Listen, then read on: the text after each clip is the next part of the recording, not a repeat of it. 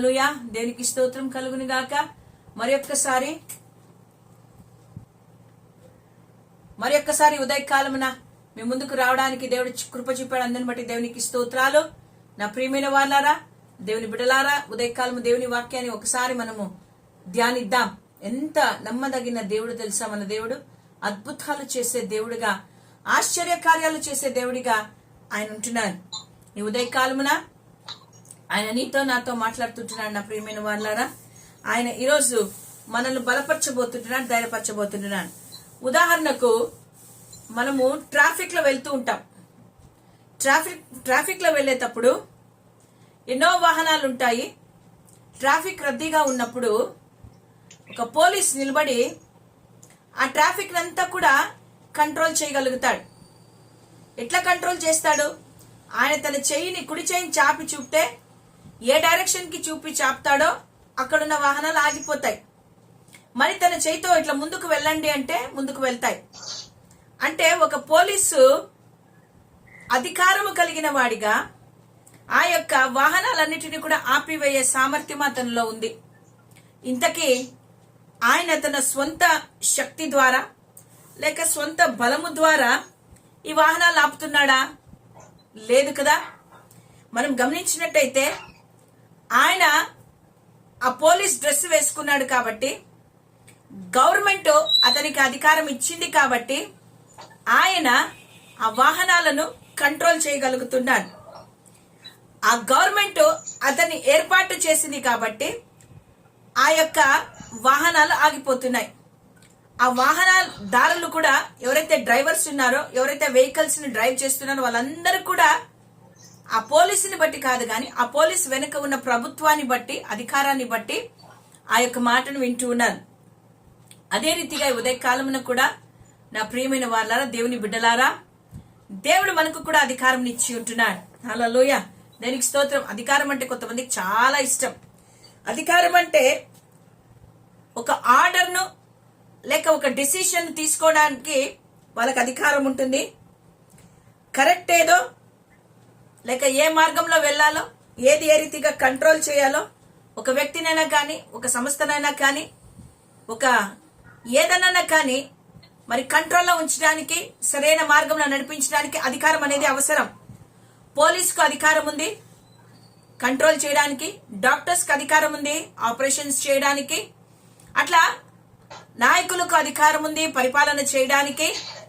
అదే రీతిగా మనకు కూడా ఈ ఉదయకాలం దేవుడు అధికారం ఇచ్చి ఉన్నాడని మరొకసారి జ్ఞాపకం చేస్తూ ఉంటున్నాడు.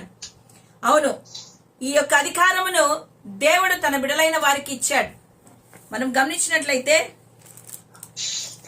లూకా సువార్త 10వ అధ్యాయం 19వ వచనంలో ఒక మాట రాయబడింది. ఇదిగో, పాములను తేలును త్రొక్కుటకును శత్రు బలవంతటి మీదను మీకు అధికారం అనుగ్రహించి ఉన్నాను.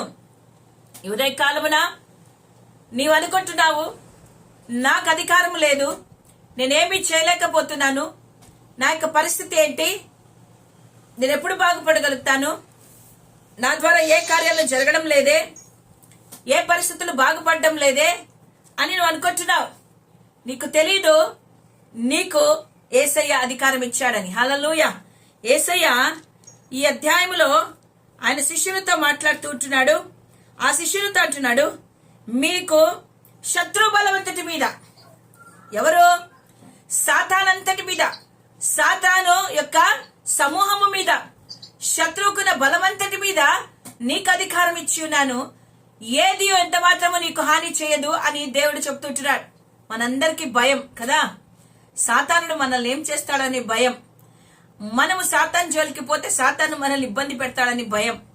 అందుకనే అధికారము లేని వారిగా ఏమీ చేయకుండా మనమందరము కూడా మౌనంగా ఉంటున్నాం. నా ప్రియమైన బిడలారా, సహోదరుడా, సహోదరి, ఉదయకాలమున వాక్యము చూస్తున్న మీ అందరితో దేవుడు మాట్లాడుతున్నాడు. ఆయన తన బిడ్డలైన వారికి, అతని యందు విశ్వాసం ఉంచిన ప్రతి ఒక్కరికి కూడా ఆయన అధికారం ఇచ్చి ఉంటున్నాడు. ఎట్లాంటి అధికారము? పాములను తేలును త్రొక్కుటకు శత్రు బలమంతటి మీద, ఏదో ఒకదాని మీద కాదు కానీ శత్రు బలమంతటి మీద అధికారం ఇచ్చి ఉన్నాడు. అవును, ఈ ఉదయకాలమున నీవు ఇహలోకమనే బానిసత్వంలో నువ్వు లేవు, సాతాను బంధకంలో నువ్వు లేవు. యేసయ్య నిన్ను నన్ను విడిపించి ఉంటున్నాడు. ఆయన తన రక్తము చేత మనల్ని విమోచించి తన బిడ్డలుగా మనల్ని స్వీకరించి ఉన్నాడు. ఆయన మనకు అధికారం ఇచ్చాడు. ఈరోజు దేవుడు నీకు అధికారం ఇచ్చాడని గుర్తుపెట్టుకో. నీవు ఆత్మీయంగా దేవుని యొక్క అధికారాన్ని పొందుకొని ఉంటున్నావు. దేని కొరకు నీకు అధికారం ఇచ్చి ఉంటానంటే పాములను తేలున తొక్కటొక్కటే. ఫిజికల్ గా పాములు తేలు ఎదుకి తొక్కేది కాదు. అంటే సాతాను తెచ్చే ప్రతి శోధనను, సాతాను ఇబ్బంది పెడుతున్న ప్రతి దానిని బట్టి ఏ రీతిగా అయితే మన కంటికి తేళ్లు కనిపించినా, వేరే చీడ పురుగులు కనిపించిన కాళ్ళతో మనం నలిపివేస్తాం కదా, అదే రీతిగా యేసయ్య నీకు అధికారం ఇచ్చాడు. శత్రువును వాని సమూహాన్ని నీ కాళ్ళ కింద వేసి చితకతొక్కడానికి దేవుడు నీకు అధికారం ఇచ్చి ఉంటున్నాడు. కానీ మనమేం చేస్తూ ఉంటున్నాం? మనం అధికారము లేదేమో అని మనము భయముతో వణుకుతూ మనము ఏమి చేయలేని పరిస్థితిలో ఉన్నాం. ఎందుకంటే మనకు తెలియదు మనకు యేసయ్య అధికారం ఇచ్చాడని. నా ప్రియమైన వాళ్ళారా, ఈ లోకంలో ఉంటున్న సాతానుడు వాడి లోకంలో జయించగలుగుతాడేమో గాని ఇదిగో యేసయ్య ఈ లోకాన్ని జయించాడు. ఆ లోకాన్ని జయించిన యేసయ్య నీలో నాలో ఉన్నాడు. హల్లెలూయా. ఆయన నీలో నాలో ఉన్నాడు కాబట్టే ఆయన అధికారం మనలో ఉంది. దేవుడు ఎంతగానో మనల్ని ప్రేమించి అధికారాన్ని ఇచ్చి ఉంటున్నాడు. హల్లెలూయా. అవును, నాలో ఉన్నవాడు ఈ లోకంలో ఉన్నవాని కంటే గొప్పవాడు. ఈ లోకంలో ఉన్నవాడు ఓడిపోయినవాడు. ఈ లోకంలో ఉన్నవాడు పరలోకం నుండి త్రోసివేయబడిన వాడు. ఈ లోకంలో ఉన్నవాడు అపవాది నరకములో అగ్నిగుండంలో ఒక మూలలో కూర్చున్నవాడు. వానికి ఏ పవర్స్ లేవు, ఏ అథారిటీ లేదు, ఏ అధికారము లేదు. కానీ యేసుక్రీస్తు రక్తము చేత కడగబడిన నీకు నాకు పరలోకము నుండి తండ్రి అయిన దేవుడు, కుమారుడైన యేసయ్య, పరిశుద్ధాత్మ దేవుని సహాయముతో మనం అధికారము పొందుకొని ఉంటున్నాం. దేని మీద? ఒకదాని మీద కాదు గాని శత్రు బలవంతటి మీద అధికారం ఇచ్చి ఉన్నాడు. హల్లెలూయా. ఈ అధికారాన్ని మనం ఉపయోగించుకోవడం లేదు. ఉదాహరణకు మన చేతిలో గన్ ఉందనుకోండి, దానిలో బుల్లెట్స్ ఉంటే శత్రువు వచ్చినప్పుడు మనం ఊరికే ఉంటామా? దొంగ వచ్చినప్పుడు మనం ఊరికే ఉంటామా? వాడు మన మీద దాడి చేస్తే మనం ఊరికే ఉంటామా? లేదు కదా. ఆ శత్రువును ఎదిరించడానికి మనం కావలసిన మన యొక్క బలమంతటిని ఉపయోగించి ఆ యొక్క గన్ను ద్వారా ఆ శత్రువుని మనం హతమారుస్తాము కదా. ఈ రోజు కూడా ఉదయకాలము దేవుడు నీకు చేతికి అధికారం ఇచ్చి ఉంటున్నాడు. నువ్వు దేనికి భయపడొద్దు. నీలో ఉన్నవాడు సజీవుడు, నీలో ఉన్నవాడు బలవంతుడు, నీలో ఉన్నవాడు అద్భుతాలు చేసే దేవుడు. ఆ దేవుని కలిగి ఉండి అతనిచ్చిన అధికారాన్ని నువ్వు తీసుకొని నువ్వు దేవుని యొక్క పనిని చేయి. నీ కుటుంబంలో అనారోగ్యం ఉందా? నువ్వు భయపడుతూ కూర్చున్నావా? నీలో గొప్ప దేవుడు నాడని గుర్తు పెట్టుకొని నువ్వు ప్రార్థన చేయి. నాలో ఉన్నవాడు స్వస్థపరిచే దేవుడు. హల్లెలూయా. ఏ అనారోగ్యమా, నువ్వు నన్ను ఏమీ చేయలేవు. నా దేవుడు శత్రు బలమంతటి మీద నాకు అధికారం ఇచ్చాడు. ఈ ఉదయ కాలమున ఇదిగో దేవుడు నాకు బలం ఇచ్చాడు కాబట్టి, అధికారం ఇచ్చాడు కాబట్టి అనారోగ్యమా నువ్వు నాలో ఉండడానికి వీలు లేదు అని గద్దించేవారిగా మనం ఉండాలి. అప్పులతో బాధపడుతున్నావా? అప్పులకు భయపడుతున్నావా? వడ్డీలు కట్టలేక ఇబ్బంది పడుతున్నావా? కుటుంబంలో అసమాధానంతో ఉన్నావా? సమాధానము లేదా? ఉద్యోగం దొరకడం లేదా?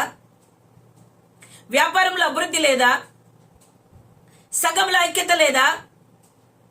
కుటుంబంలో విభేదాలు ఉన్నాయా? ఏ సమస్యతో నువ్వు బాధపడుతున్నావు? ఉదయకాలంలో దేవుడు అంటాడు, ఇదిగో నేను నీకు అధికారం ఇచ్చిన సాతాను యొక్క సమూహాన్ని ఎదిరించడానికి నేను నీకు అధికారం ఇచ్చి ఉంటున్నాను. మరి అధికారాన్ని నువ్వు ఉపయోగించవా?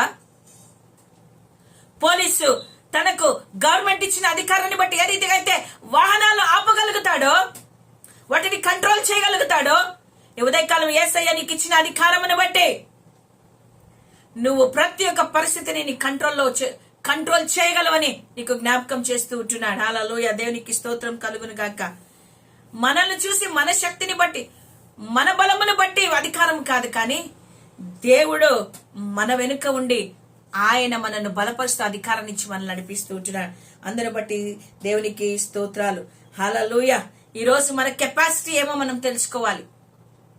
మన కెపాసిటీ తెలియకుండా మనం బయటికి వెళ్ళలేము కదా. మన సామర్థ్యం ఏమో ఈరోజు మనం తెలుసుకోవాలి. క్రీస్తులో నువ్వేమై ఉన్నావో నువ్వు తెలుసుకోవాలి. క్రీస్తులో నువ్వు ఏ రీతిగా ఉన్నావో తెలుసుకోవాలి. క్రీస్తులో నువ్వు ఏమి చేయగలవో నువ్వు తెలుసుకున్నప్పుడే నీకు అధికారం. పోలీసు వానికి డ్రెస్ ఇచ్చి లాఠీ ఇచ్చి గన్నిస్తే తెలుసుకుంటాడా గవర్నమెంట్ నాకు అధికారం ఇచ్చిందని? ఎందుకు? దొంగల్ని కొట్టడానికి, శిక్షించడానికి, ఏదైనా ఎదురు తిరిగితే వాళ్ళ ప్రాణాలు తీయడానికి కూడా. అదే రీతిగా ఉదయకాలం దేవుడు నీకు అధికారం ఇచ్చాడు. అధికారం నువ్వు ఉపయోగించకుండా దాన్ని ఊరికే ఉంచుకున్నావేమో. ఈ రోజు నుంచి దేవుడిచ్చిన నీ అధికారాన్ని నువ్వు వాడు. నోటి మాట చేత, వాక్యము ద్వారా నీ అధికారాన్ని ఉపయోగించు, గద్దించు, సాతానును వెళ్ళగొట్టు. దేవుని యొక్క చిత్తాన్ని నెరవేర్చి బిడ్డగా నువ్వు ఉండు. హల్లెలూయా. శత్రు బలం అంతటి మీద నీకు అధికారం ఇచ్చాడు. ఏదో ఒకదాని మీద కాదయ్యా, శత్రు బలం అంతటి మీద అంతా. ఎందుకు తెలుసా? అధికారాన్ని దేవుడు ఎందుకు ఇచ్చాడో తెలుసా? సాతాను ఓడిపోయినవాడు.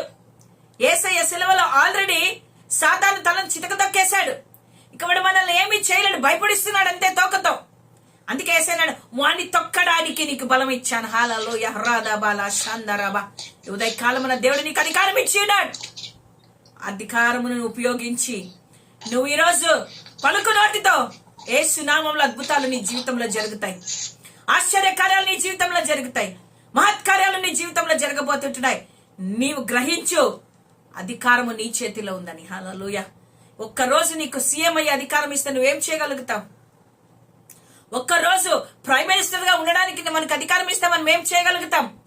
ఒక్కరోజు ఒక ఇన్స్పెక్టర్ గా మనకు అధికారం ఇస్తే మనం ఏం చేయగలుగుతాం? అన్నిటినీ ఆ లైన్ లో పెట్టగలుగుతాం కదా. అథారిటీ నీ చేతుల్లో ఉన్నప్పుడు అన్ని కార్యాలను చేయగలుగుతాం. అదే రీతిగా దేవుడి రోజు నీకు అధికారం ఇచ్చి ఉంటున్నాడు.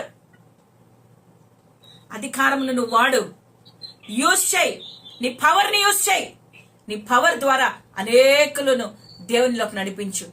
ఆ యొక్క సాతాను యొక్క ప్లాన్స్ ఏవైతే ఉన్నాయో, సాతాను మనల్ని ఏదైతే చేయాలనుకున్నా వాటిని అన్నిటినీ నువ్వు నాశనము చేయడానికి దేవుడు నీకు అధికారం ఇచ్చి ఉంటున్నాడు. హల్లెలూయా. కానీ మనం భయపడుతూ కూర్చుంటే ప్రయోజనం లేదు. టైం దగ్గరకు వస్తుంది నా ప్రియమైన వాళ్ళరా. యేసయ్య త్వరలో రాబోతున్నాడు. మరి యేసయ్య మనకి ఇచ్చిన అధికారంతో మనము అన్నిటినీ సరి చేసుకోవాలి. హల్లెలూయా. హోరా అందాబా. నీ కుటుంబంలో వివాహాలు కాకుండా ఆపుతున్నాడా? యేసయ్య అధికారం ఇచ్చాడు. చెప్పు నాటితో ఏకాంగులను సంసారులుగా మార్చే దేవుడు. నరుడు ఒంటరిగా ఉండటం దేవునికి ఇష్టము లేదు. సాటి అయిన సహాయాన్ని దేవుడు ఇచ్చాడు. వివాహము జరుగునుగాక.